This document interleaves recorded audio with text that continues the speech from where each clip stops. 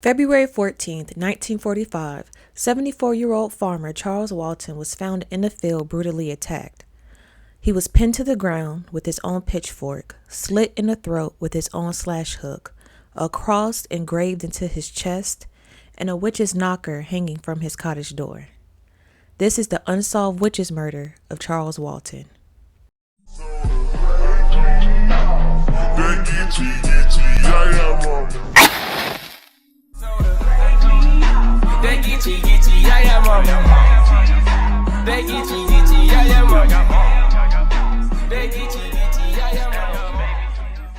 Hello you all, I'm BlaqueWitchYaya. Thank you so much for tuning into this video.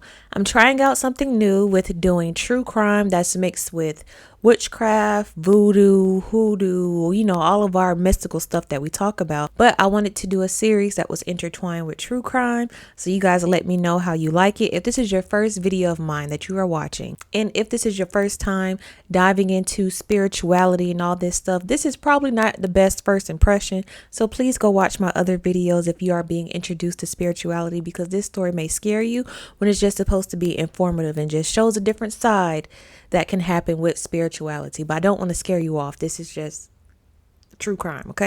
These stories I tell do not represent spirituality as a whole. This is just the different side that a lot of people try to avoid, stories where people are abusing their power or their gifts. So this is more informative and a warning as such. So you guys let me know if you want to see more true crime mystical videos. Charles Walton is a 74-year-old farmer, very skilled in his craft of plants, crops, all that good stuff. He suffers from arthritis really bad, so he utilizes 2 sticks in order to help him walk, but that doesn't stop him from taking on work in Lower Quinton. This type of work came pretty natural to Charles. He's known around the town for being very skilled in crops and farming. There are even some suspicions on why he was so skilled with that, and we'll go over that later. But his work all soon came to an end on February 14th. Let's set the scene. One notable feature of Lower Quinton, England is Meon Hill, which is where all of this takes place. Meon Hill isn't your average place to just take your good old nature walks. There's a lot of superstition, supernatural folklore, mysteries that takes place in Meon Hill. So much so that the local folklore says that this is where witches and spirits roam around at night. This is where witches and warlocks and whoever does any type of mystical work do all of their offerings and sacrifices right in Meon Hill. These stories and folklores have been passed on from generation to generation, adding on to the mystical allure of Meon Hill, along with the supernatural activities, paranormal activities, and other rituals that may take place there. Now, right in the heart of Lower Quinton is where Charles resides in his rented cottage where he lives with his niece.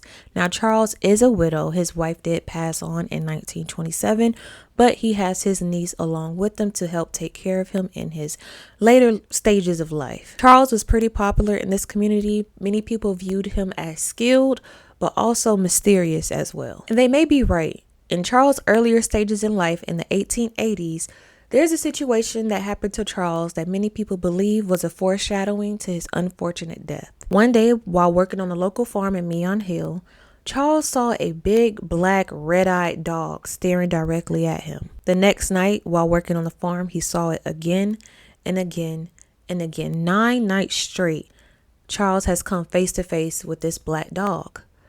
But on the last night he saw the dog, he was accompanied by a headless woman, which many people who have viewed and heard about this story consider it a symbol of death following him. But Charles didn't let that scare him off. He continued his work in the Meon area and local farms. One day, on February 14th, Charles was seen going to work, walking across the fields. He even made his way across the churchyard where 2 people seen him carrying a pitchfork, his slash hook, and his stick to help him walk. This wasn't nothing abnormal. Charles was always seen on his way to or from work. He was very punctual, but those 2 witnesses were unaware that they would be the last 2 to ever see Charles alive again. That same day, Edith came home from work looking for her uncle, who was very punctual. Like I said before, he ended his day at 6 p.m. He was home by 6:15.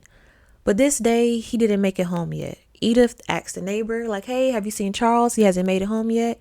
They said no. She asked someone else, hey, have you seen Charles? He hasn't made it home yet.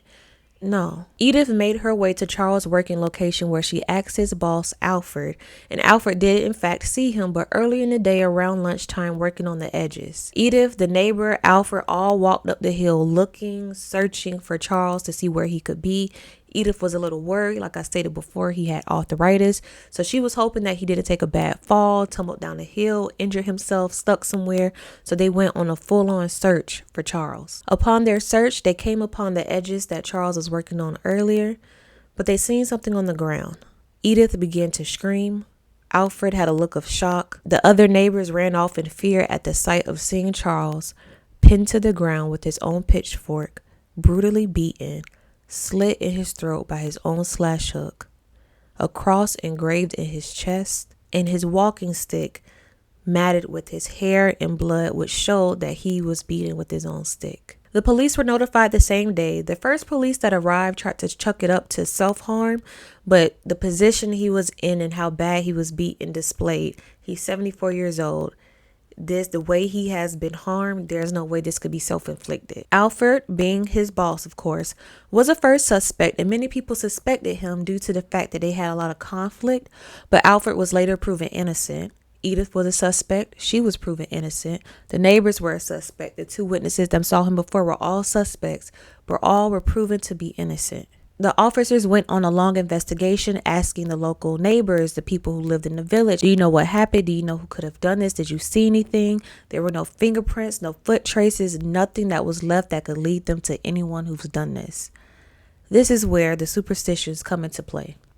Let's first address the cross engraved in Charles' chest. Within certain practices, certain rituals, ceremonies, a cross may be used to consecrate a specific space or object, which can be seen as a focal point. Basically, the individual claiming their property or claiming that individual, that animal, that whatever to a certain deity or for a certain purpose. So the cross can be seen as a tag in a way, alluding to a certain higher power or the individuals that did it. The cross can also be considered a pinpoint or a center point or energy source to call in different spirits or deities for a certain ritual. Many people who have studied or tried to dissect the story consider the witch's knocker that was left at Charles' door to be an entry point for spirits to be able to move in and out freely, basically taking over his property and his territory, and sacrificing him in the process to gain access to that land.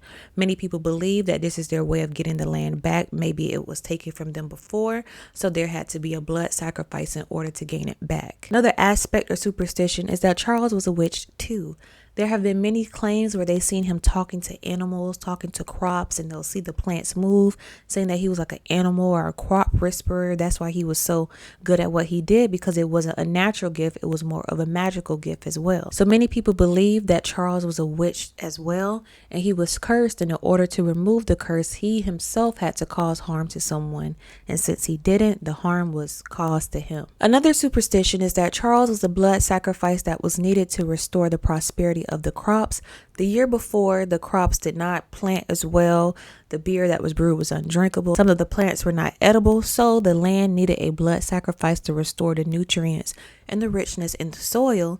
So Charles was always working on the farm, putting in that energy into the soil. So they thought, hey, he's the perfect person to sacrifice since he's already put so much energy into his work on the field. Another superstition is that Charles is simply the victim of a generational curse.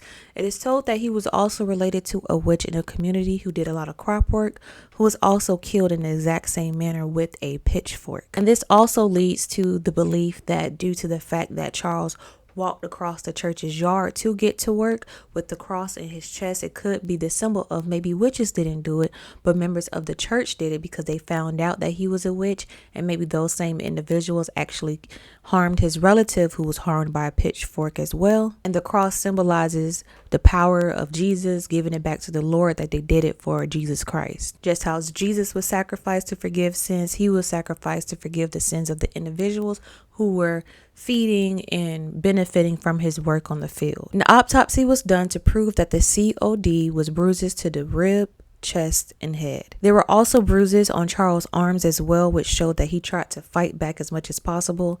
as much as a 74-year-old with arthritis could. There was also a prison camp that was in the area as well, so even the prisoners were investigated to see who could do this to Charles. To this day, this case remains a mystery since it has not physically been solved, which leads to the supernatural and the spiritual solutions that have been presented. So you guys let me know down below from this story, what do you think happened to Charles Walton?